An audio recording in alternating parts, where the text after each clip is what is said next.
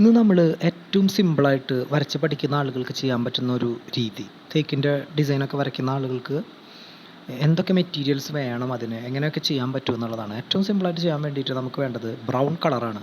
വേറെ ഒരു കളറും നമ്മളിതിൽ മിക്സ് ചെയ്യുന്നില്ല, വെറും ഒരു ബ്രൗൺ, ഏഷ്യൻ്റെയോ ബർജറിൻ്റെയോ ഏത് കമ്പനിയുടെ വേണമെങ്കിലും എടുക്കാം. പിന്നെ ബ്ലാക്ക്, ഈ രണ്ട് കളറും വെച്ചിട്ടാണ് നമ്മൾ വരയ്ക്കുന്നത്. ചില ആളുകൾ പല കളറുകൾ മിക്സ് ചെയ്തിട്ടൊക്കെ ചെയ്യുന്ന വീഡിയോസ് ഉണ്ടായിരിക്കാം, അതല്ലെങ്കിൽ പല കളർ മിക്സ് ചെയ്യുന്ന സംഭവങ്ങൾ ഉണ്ടായിരിക്കാം. അത് നമ്മളെപ്പോഴും പറയാറുണ്ട്, പല കളറുകൾ മിക്സ് ചെയ്യുന്നത് നമുക്ക് വുഡിൽ ലൈറ്റും ഡാർക്കും ഒക്കെയുള്ള വുഡുകളോട് മാച്ച് ചെയ്തിട്ടൊക്കെ ചെയ്യുന്ന സമയത്തേ ആവശ്യമുള്ളൂ. നോർമലായിട്ട് വരയ്ക്കുകയാണെങ്കിൽ ഈ ഒരു ബ്രൗണും ബ്ലാക്കും, ബ്ലാക്ക് വേണമെന്നില്ല, സാധാരണ രീതിയിൽ ബ്രൗൺ കൊണ്ട് മാത്രം നമുക്ക് വരയ്ക്കാനായിട്ട് പറ്റും. അപ്പോൾ ഇതുപോലെ ഒരു പ്ലേറ്റിൽ നമ്മൾ വരയ്ക്കാനുള്ള ആ ഒരു സ്ഥലത്ത് നമ്മൾ പെയിൻറ്റ് എടുത്തു. ബ്ലാക്കും ബ്രൗണുമാണ് ഇപ്പോൾ നമ്മൾ എടുത്തിരിക്കുന്നത്. പിന്നെ ഇത് നമ്മൾ മിക്സ് ചെയ്ത് വെച്ചിരിക്കുന്ന ഒരു കളറാണ്. ഇത് നമ്മൾ വേറൊരു വർക്കിന് വേണ്ടിയിട്ട് റെഡും അതുപോലെയുള്ള കളറുകളൊക്കെ മിക്സ് ചെയ്തിട്ടുള്ളതാണ്. പക്ഷേ നമുക്ക് ഇവിടെ അതിൻ്റെ ആവശ്യമില്ല, അത് നമുക്ക് കളർ മാച്ച് ചെയ്ത് ചെയ്യുന്നുണ്ടെങ്കിൽ മാത്രം മതി. പിന്നെ വേണ്ട ഒരു സംഭവം എന്ന് പറയുന്നത് ഈ ഒരു ടർപ്പൻ്റാണ്. ഇത് ഫാസ്റ്റായിട്ട് ഉണങ്ങുന്ന ടർപ്പൻ്റാണ്. എനാമൽ ടർപ്പൻ്റൈൻ എന്നാണ് ഇതിൽ എഴുതിയിരിക്കുന്നതെങ്കിലും പല ടർപ്പൻ്റ് കമ്പനികളുടെ ടർപ്പൻ്റും പല രീതിയിലായിരിക്കും. പക്ഷേ നമുക്ക് വരയ്ക്കാൻ എപ്പോഴും നല്ലത് കുറച്ചുകൂടെ ഫാസ്റ്റായിട്ട് ഉണങ്ങുന്ന ടർപ്പൻ്റുകളാണ്. ഈ ജനൽ പോലെയുള്ള സംഭവങ്ങളൊക്കെ വരയ്ക്കാനായിട്ട് എപ്പോഴും നല്ലത്. ആ ടർപ്പൻ്റുകൾ തൊട്ട് കഴിഞ്ഞാൽ കുറച്ച് തണവുള്ളത് പോലെയുള്ള ടർപ്പൻ്റായിരിക്കും, ഒരു കൂളുണ്ടാവും അതിന്. പിന്നെ നമ്മളിതാ ഒരു 2 ഇഞ്ച് ബ്രഷ് നമുക്ക് വാഷ് ചെയ്യാനായിട്ട്, പിന്നെ ചെറിയ ബ്രഷ് കൊണ്ട് വരയ്ക്കണം എന്നുള്ള ആളുകൾ ചെറിയ ബ്രഷ് എടുക്കാം. പിന്നെ നമ്മൾ ഒരു 2 ഇഞ്ച് ബ്രഷ് വരയ്ക്കാനായിട്ടും എടുത്തിട്ടുണ്ട്. ഈ ടർപ്പൻ്റിൽ നമ്മൾ ഒന്ന് മുക്കിയെടുത്തതിന് ശേഷം നമ്മളിതുപോലുള്ളൊരു കോട്ടൺ വേസ്റ്റിൽ ആ ബ്രഷ് ഒന്ന് കുത്തി അതിൻ്റെ ആ ഒരു കൂടുതലുള്ള ടർപ്പൻ്റെ ആ വേസ്റ്റിൽ കളഞ്ഞിട്ട് നമ്മൾ കുറച്ച് പെയിൻറ്റ്, നമുക്ക് ഏത് കളറാണോ വേണ്ടത്, നമ്മുടെ മിക്സ് ചെയ്തിരിക്കുന്ന കളറ്, ഇതിപ്പോൾ വെറും ബ്രൗൺ മാത്രമാണ് നമ്മൾ എടുത്തിരിക്കുന്നത്. ഇത് ലൈറ്റാക്കി വരയ്ക്കണം എന്നുണ്ടെങ്കിൽ നമ്മൾ ഈ പെയിൻ്റ് എടുക്കുന്നതിൻ്റെ അളവ് കുറച്ചാൽ മതി ഈ ബ്രഷിൽ. അപ്പോൾ തന്നെ അത് ലൈറ്റായിട്ട് നമുക്ക് ഒരു ഡിസൈൻ വരയ്ക്കാനായിട്ട് പറ്റും. ചില ആളുകൾക്ക് ഇതുപോലുള്ള ലൈൻ മാത്രമാണ് ആവശ്യമുള്ളൂ.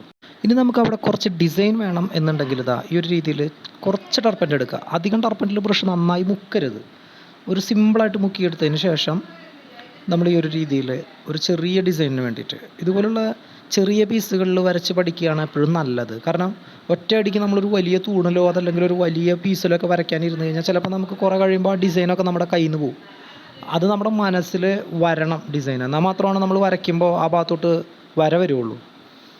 അല്ലാതെ നമ്മളൊരു ചെറിയ ഇതുപോലുള്ളൊരു പീസുമ്പോൾ വരച്ചിട്ട് നേരെ ഒരു വലിയ പീസ് എടുത്തിട്ട് ഒരു 10 അടി ഉയരവും അങ്ങനെയൊക്കെയുള്ളൊരു പീസ് എടുത്ത് വരയ്ക്കുമ്പോൾ നമ്മുടെ മനസ്സിലുള്ള ഡിസൈനൊക്കെ ആകെ കൺഫ്യൂഷനായി നമുക്ക് ചെയ്യാൻ പറ്റാതാവും.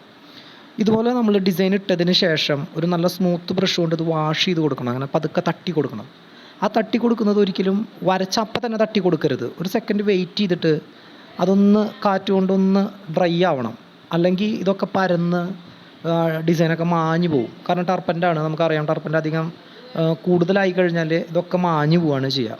അപ്പോൾ ഇതുപോലെ സിമ്പിളായിട്ട് നമുക്ക് വലിയ ബ്രഷ് വെച്ചിട്ട് ഏതൊരാൾക്കും ഏറ്റവും സിമ്പിളായിട്ട് ചെയ്യാൻ പറ്റുന്ന ഒരു ഡിസൈനാണിത്. നമ്മളെപ്പോഴും ശ്രദ്ധിക്കേണ്ടത് ടർപ്പൻ്റ് എടുക്കുമ്പോൾ അതിൻ്റെ അളവ് ഒരിക്കലും കൂടരുത്. ബ്രഷ് നമ്മൾ പെയിൻ്റൊക്കെ അടിക്കാനായിട്ട് മുക്കിയെടുക്കുന്നത് പോലെ ആ ബ്രഷ് മുഴുവനായിട്ടും ടർപ്പൻ്റിൽ മുക്കി കഴിഞ്ഞാൽ ടർപ്പൻ്റ് കൂടുതലായിരിക്കും ഇതിൽ വരിക. പിന്നെ നമുക്ക് വരയ്ക്കാനായിട്ട് പെട്ടെന്ന് പറ്റില്ല, ആകെ ഉണങ്ങാതെ അങ്ങോട്ടും ഇങ്ങോട്ടൊക്കെ പരന്ന് കളിക്കും കിടന്നിട്ട്. പിന്നെ ചില ആളുകൾക്ക് ചെറിയ ബ്രഷ് കൊണ്ട് വരയ്ക്കണം എന്നൊരു ആഗ്രഹം ഉണ്ടാവും. ചില ആളുകൾക്ക് ഇങ്ങനെ കുഞ്ഞു വരകൾ, അടുത്തടുത്ത് ഇങ്ങനെ കുറേ വരകൾ വേണമെന്നുണ്ടാവും. അത് വലിയ ബ്രഷ് കൊണ്ട് വരയ്ക്കുന്നതിനേക്കാൾ നമുക്ക് നമ്മുടെ ഇഷ്ടത്തിനനുസരിച്ച് വളഞ്ഞൊടിഞ്ഞ് പോകുന്ന ഡിസൈനുകളൊക്കെ വരയ്ക്കാൻ ചെറിയ ബ്രഷാണ് എപ്പോഴും നല്ലത്. ഈ ബ്രഷിലെടുക്കുമ്പോഴും നമ്മൾ ശ്രദ്ധിക്കേണ്ട ഒരു കാര്യം എന്ന് പറയുന്നത് ടർപ്പൻ്റ് കൂടാതെ നോക്കണം. ഈ ബ്രഷ് എടുത്ത് നല്ലപോലെ ടർപ്പൻ്റിൽ മുക്കി അടിച്ചു കഴിഞ്ഞാൽ വലിയ ബ്രഷിൻ്റെ കഥ പറഞ്ഞതുപോലെ തന്നെ ആ വരയൊന്നും നമുക്ക് വിചാരിച്ച ഒരു രീതിയിൽ ചെയ്യാനായിട്ട് പറ്റില്ല.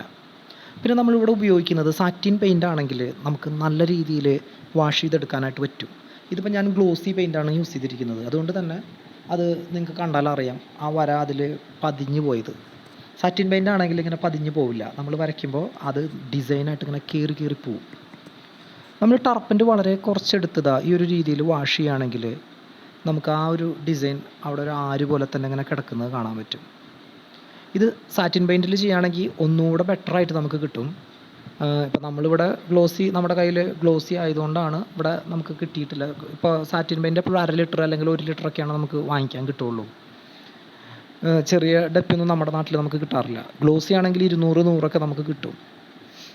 നമ്മളിതുപോലെ ഒരു ചെറിയ ബ്രഷ് കൊണ്ട് ഇങ്ങനെ ഇട്ട് നല്ലൊരു ബ്രഷ് ഉപയോഗിച്ചിട്ട് ഇങ്ങനെ വാഷ് ചെയ്ത് കൊടുത്തു കഴിഞ്ഞാൽ ഈ ഒരു ഡിസൈൻ ഇങ്ങനെ പരന്നു പോകും. നമ്മുടെ ഇഷ്ടത്തിനനുസരിച്ച് നമുക്ക് കയ്യ് അങ്ങോട്ടും ഇങ്ങോട്ടൊക്കെ വളച്ച് ഒടിച്ച് അതിൻ്റെ ഡിസൈനൊക്കെ മാറ്റാനായിട്ട് പറ്റും.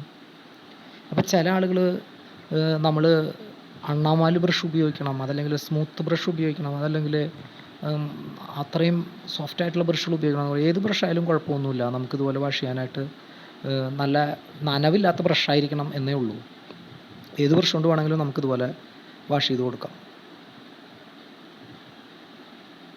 ഏറ്റവും സിമ്പിളായിട്ട് ചെയ്യാൻ പറ്റുന്ന അല്ലെങ്കിൽ വരച്ച് പഠിക്കാൻ പറ്റുന്ന രീതിയാണ് ഇതൊക്കെ. ഇപ്പോൾ അവിടെ ആ ഒരു കളറ് അത് നമ്മൾ ബ്രഷ് കൊണ്ട് ചെയ്യുന്നില്ല, അത് തുടച്ച് കളയാണ് നമ്മൾ ചെയ്യുന്നത് കൈകൊണ്ട്. ഇനിയിപ്പോൾ ഇത് കൈകൊണ്ട് തള്ളണം എന്നുണ്ടെങ്കിൽ കുറച്ച് നേരം ഇത് ഉണങ്ങിയതിന് ശേഷം മാത്രമേ ഈ ടർപ്പൻറ്റിൽ വരച്ച വരകളെ നമുക്ക് കൈകൊണ്ട് തള്ളാനായിട്ട് പറ്റുള്ളൂ. അതല്ലെങ്കിൽ വരയ്ക്കുന്നതിൽ സ്ലീക്കോ മെലാമിനോ അങ്ങനെയൊക്കെയുള്ള സംഭവങ്ങൾ മിക്സ് ചെയ്താൽ മാത്രമാണ് നമുക്ക് സ്പോട്ടിൽ കൈകൊണ്ട് ഇങ്ങനെ തള്ളി നീക്കാനായിട്ട് പറ്റുക. നമ്മൾ ടർപ്പൻറ്റ് കൂടുതലാക്കിയിട്ട് വരയ്ക്കുമ്പോൾ നമുക്ക് കുറച്ച് ഡ്രൈ ആവാനുള്ള സമയം വേണ്ടി വരും. ഒരു 5 മിനിറ്റൊക്കെ കഴിഞ്ഞ് വന്ന് നമുക്ക് വിരൽ കൊണ്ടൊന്ന് പരത്തി കൊടുത്താൽ നല്ല ഡിസൈനായിട്ട് ഇത് പരന്നു പോകുന്നതായിട്ട് നമുക്ക് കാണാനായിട്ട് പറ്റും. പക്ഷേ ഇങ്ങനെയുള്ള വര ചില ആളുകൾക്ക് ആവശ്യമുള്ളൂ. ഈ വിനീർ മൈക്ക അങ്ങനെയുള്ളതിനോടൊക്കെ യോജിപ്പിക്കാനായിട്ടാണ് ഇങ്ങനത്തെ വരകൾ കൂടുതലും ചെയ്യുന്നത്. ഇപ്പോൾ സ്പീഡായിട്ട് വർക്ക് കഴിയാനായിട്ട് വലിയ ബ്രഷിൽ വെറുതെ ലൈനിട്ട് അവസാനിപ്പിക്കുക തന്നെയാണ് സാധാരണ കുറേ സൈറ്റുകളിലൊക്കെ നമ്മൾ ചെയ്യാറ്. അപ്പോൾ നിങ്ങളിതുപോലെ വല്ല ബോർഡൊക്കെ വീട്ടിൽ സെറ്റ് ചെയ്ത് വെച്ചിട്ട് ചെയ്ത് പഠിക്കുക എന്നുള്ളതാണ് എനിക്ക് പറയാൻ പറ്റുന്ന കാര്യം. ചില ആളുകൾ നമ്മുടെ അടുത്ത് പറയാറുണ്ട് ഇതെങ്ങനെയാണ് ചെയ്ത് പഠിക്കുക, അതല്ലെങ്കിൽ ഇതിനെങ്ങനെയാണ് ഹെൽപ്പറായിട്ട് പോകാമെന്നൊക്കെ. ഹെൽപ്പറായിട്ടൊന്നും വരയ്ക്കാനായിട്ട് പെട്ടെന്ന് പോകാൻ പറ്റിയെന്ന് വരില്ല. കാരണം നമ്മളിപ്പോൾ വർക്കിന് പോകുന്ന സ്ഥലങ്ങളിലായാലും എവിടെയായാലും അവിടെയുള്ള പോളിഷ് വർക്കേഴ്സിനൊക്കെ വരയ്ക്കാൻ അറിയുന്ന ആളുകളായിരിക്കും. അപ്പോൾ അവർക്ക് എപ്പോഴും ഹെൽപ്പറൊന്നും ആവശ്യമില്ല, നന്നായി വരയ്ക്കണം എന്നുള്ള ആളുകൾ തന്നെയാണ് അവർക്ക് ആവശ്യം.